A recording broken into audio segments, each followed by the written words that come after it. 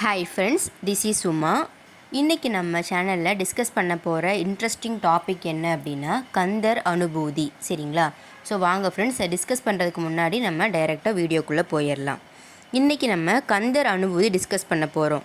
இப்போ கடவுள் அது முருகப்பெருமானை பொறுத்த வரைக்கும் ரொம்ப பவர்ஃபுல் அப்படின்னா இந்த கந்தர் அனுபூதி அப்படிங்கிற இந்த ஒரு பாடலும் மிகவும் முக்கியமானது. சரிங்களா? அதில் கந்தர் அனுபூதி அப்படின்னாலே நம்ம எல்லாருக்கும் அந்த உருவாய் அருவாய் உளதாய் இளதாய் மறுவாய் மலராய் மணியாய் ஒளியாய் கருவாய் உயிராய் கதியாய் விதியாய் குருவாய் வருவாய் அருள்வாய் குகனி, இதுதான் பார்த்திங்கன்னா மோஸ்ட்லி நம்ம எல்லாருமே வீடியோஸ்லேயும் சரி ஷார்ட்ஸ்லேயும் சரி இந்த லைன் மட்டும்தான் கந்தர் அனுபூதியில் மெயினாக போட்டிருப்பாங்க. சரிங்களா? ஆனால் இன்றைக்கி நான் என்ன சொல்ல போகிறேன்னா, கந்தர் அனுபூதி அப்படிங்கிறது மொத்தம் பார்த்திங்கன்னா 51 செய்யுட்களை கொண்ட ஒரு பாடல் தான் கந்தர் அனுபூதி. அதில் பார்த்திங்கன்னா நமக்கு ரொம்ப பரிச்சயமாக இருக்கிறது இந்த உருவாய் அருவாய் அப்படிங்கிறது தான். சரிங்களா? அதில் அந்த 51 செய்யுட்கள் என்னென்ன, எந்த செய்யுளை படித்தா என்ன மாதிரியான பலன் அப்படிங்கிறத தெரிஞ்சுட்டு நீங்கள் அதுக்கு தகுந்த உண்டான பாடலை நீங்கள் செலக்ட் பண்ணி படிங்க. சரிங்களா? இப்போ நான் அந்த 51 செய்யுட்கள் என்ன அப்படிங்கிறத நான் ஃபஸ்ட்டு லைன் பை லைனாக சொல்லிடுறேன். நீங்கள் நோட் பண்ணி கூட வச்சுக்கோங்க. அதுக்கப்புறமா எந்த செய்யுளை படித்தா என்ன பலன் அப்படிங்கிறத நான் சொல்லிவிட்டு நெக்ஸ்ட்டு பார்த்திங்கன்னா இதுக்கப்புறம் வர வீடியோவில் பார்த்திங்கன்னா ஒவ்வொரு செயலுக்கும் உண்டான அர்த்தங்களையும் பார்த்திங்கன்னா நான் விளக்க உரையாக போட போகிறேன். எப்படி திருப்புகள் விளக்க உரையாக போட்டணும், அதே மாதிரி இந்த கந்தர் அனுபூதியும் பார்த்திங்கன்னா ஒவ்வொரு செயலுக்கும் உண்டான விளக்க உரையை போட போகிறேன். இதுவுமே ரொம்ப இன்ட்ரெஸ்டிங்காக இருக்கும். ஸோ இப்போ அந்த 51 செய்யுட்களை நான் லைனாக சொல்கிறேன்.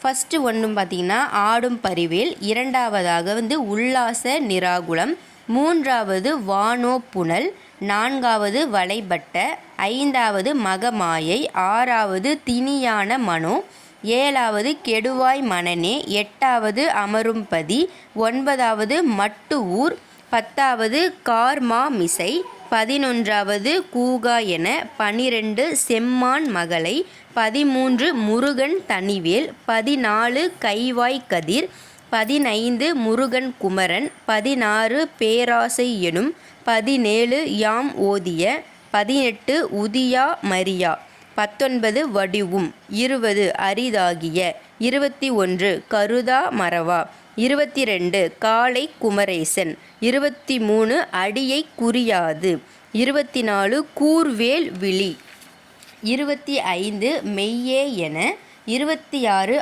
ஆதாரம் இலேன், 27 மின்னே நிகர், 28 ஆனா அமுதே, 29 இல்லே எனும், 30 செவ்வான், 31 பால் வாழ்வு, 32 கலையே பதறி, 33 சிந்தா ஆகுல, 34 சிங்கார மட, 35 விதி காணு, 36 நாதா குமரா, 37 கிரிவாய் விடு, 38 ஆதாளியை, 39 மாவேல் சனனம், 40 வினை ஓட, 41 சாகாது எனையே, 42 குறியை, 43 தூசாமணியும், 44 சாடும் தனி, 45 கரவாகிய கல்வி, 46 எந்தாயும், 47 ஆறாரையும், 48 அறிவு ஒன்று, 49 தன்னம் தனி, 50 மதிக்கெட்டு. கடைசியாக இருக்கக்கூடிய இந்த 51வது செய்யுள் தான் பார்த்திங்கன்னா உருவாய் அருவாய். இப்போ நான் சொன்னது லைனாக பார்த்திங்கன்னா சொன்ன இந்த 51மே செய்யுட்கள். இதில் எந்தெந்த செய்யுள் படித்தா என்னென்ன பலன் அப்படிங்கிறத சொல்கிறேன். இப்போ மூன்றாவது இருக்கக்கூடிய அந்த வானோ புனல் அப்படிங்கிறத நீங்கள் படிச்சிங்க அப்படின்னா அந்த செய்யுள் என்ன அர்த்தம் அப்படின்னா, 6 முகமான முருகப்பெருமானுக்கு 6 முகங்கள் இருக்கும். ஸோ அந்த 6 முகத்தினுடைய பொருள் என்ன அப்படிங்கிறத விளக்கிறது தான் அந்த மூன்றாவது பாடல் வானோ புனல். சரிங்களா? இப்போ நான் லைனாக சொல்கிறேன் ஒவ்வொன்றும். அது பார்த்திங்கன்னா நீங்கள் அந்த 3வது நம்பர்லேருந்து நீங்கள் லைனாக எடுத்துக்கோங்க.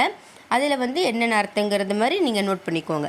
இப்போ 4வது பாடல் 4வது செய்யுள் படிச்சிங்க அப்படின்னா, மனை மக்கள் அப்படிங்கிற மாயை அகல முருகப்பெருமானே நீங்கள் எனக்கு அருள்வாய் அப்படிங்கிறது அர்த்தம். 5வதுக்கு மாயை அற. சரிங்களா? 6வதுக்கு ஆறுமுகன் அடியாரை ஆட்கொள்வான். 7வது செய்யுள் ஈகையும் தியானமும் நம்மை காக்கும். 8வது மயக்கம் தீர்ப்பான் முருகன். 9வது மங்கையர் மையல் தூரத்தேக. 10வது காலன் அணுகாமல் காத்திடுவான் கந்தன்.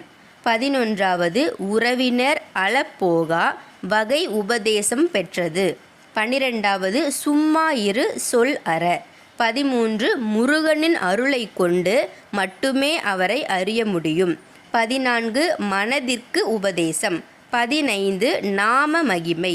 16 பேராசையில் கலங்குவது நியாயமா முருகா. 17வது கற்றுதன் பலன் கந்தன் கழலடிக்கு தன்னை அர்ப்பணம் செய்வதே. 18 துதிமயமான அனுபூதி. 19 வறுமையை நீக்கி அருள்வாய். 20 உபதேசம் பெற்றதை வியத்தல். 21 திருவடி தீட்சை அருள்வாய். 22 தன் தவப்பேற்றை எண்ணி அதிசயித்தல். 24 மங்கையர் மோகம் கெட திருவருள் கூட. 25 வினை மிகுந்த வாழ்வை நீக்கு முருகா. 26 திரு அருள் பெற. 27 வினையால் வருவது பிறவி. 28 நீயும் நானுமாய் இருந்த நிலை. 29 அறியாமையை பொறுத்தருள் முருகா. 30 உணர்த்திய ஞானம் சொல்லுனானது.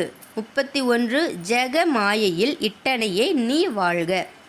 32வது கலை ஞானம் வேண்டாம். 33வது பந்தத்தினின்று எனை காவாய். 34 தீநெறியினின்று எனை காவாய். 35 நற்கதி காண அருள்வாய். 36 சிவபெருமானுக்கு உபதேசித்த பொருள் எது முருகா.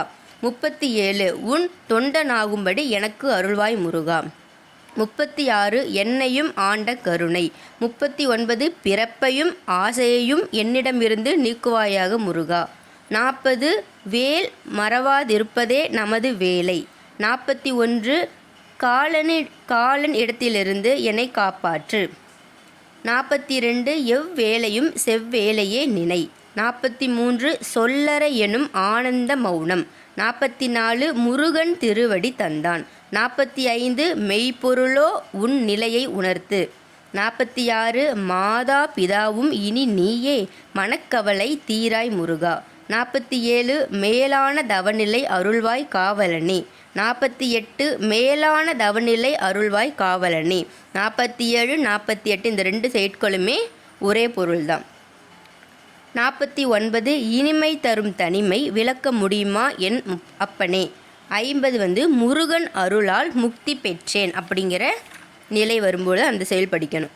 கடைசியாக இருக்கக்கூடிய இந்த 51வது உருவாய் அருவாய் அப்படிங்கிறது தான் முருகப்பெருமானே நீங்களே எனக்கு குருவாக வந்து அருளினான் கந்தன் அப்படிங்கிறது தான் இதோட பொருள். ஸோ லைனாக பார்த்திங்கன்னா 51 செயலில் அந்த 51 செயலில் எந்தெந்த செயல் படித்தா என்னென்ன அப்படிங்கிறத நான் சொல்லியிருக்கேன். இதில் உங்களுக்கு எது பெஸ்ட்டு, உங்களுக்கு சூழ்நிலைக்கு தகுந்த மாதிரி உங்களுக்கு எது தெரியணுமோ அந்த செயலை நீங்கள் தேர்ந்தெடுத்து படிங்க.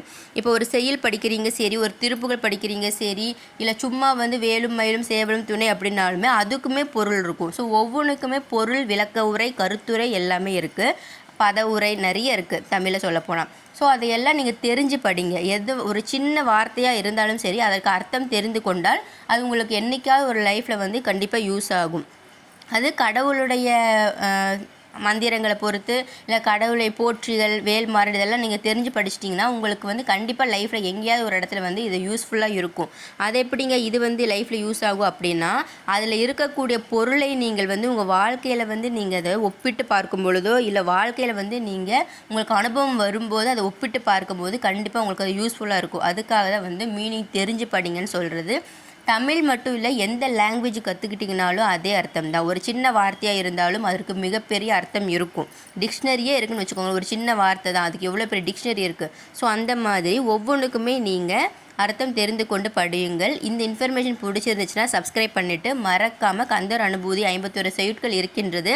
ஒவ்வொரு செயலுக்கும் ஒவ்வொரு விதமான பாசிபிள் சரிங்களா, ஒவ்வொரு விதமான விஷயத்துக்கு ஒவ்வொரு விதமான நிலைக்கு இருக்குது. அதை நீங்கள் எல்லாத்துக்குமே ஷேர் பண்ணுங்கள், தெரிஞ்சு படிங்க. இதில் யாருக்கு எந்த செயல் பிடிச்சிருக்கு அப்படிங்கிறத மறக்காமல் கீழே கமெண்ட் பண்ணுங்கள் ஃப்ரெண்ட்ஸ். நாளைக்கு இதே மாதிரி ஒரு இன்ட்ரெஸ்டிங் வீடியோவில் உங்களை மீட் பண்ணுறேன். Bye bye. Thank you all my subscribers and viewers.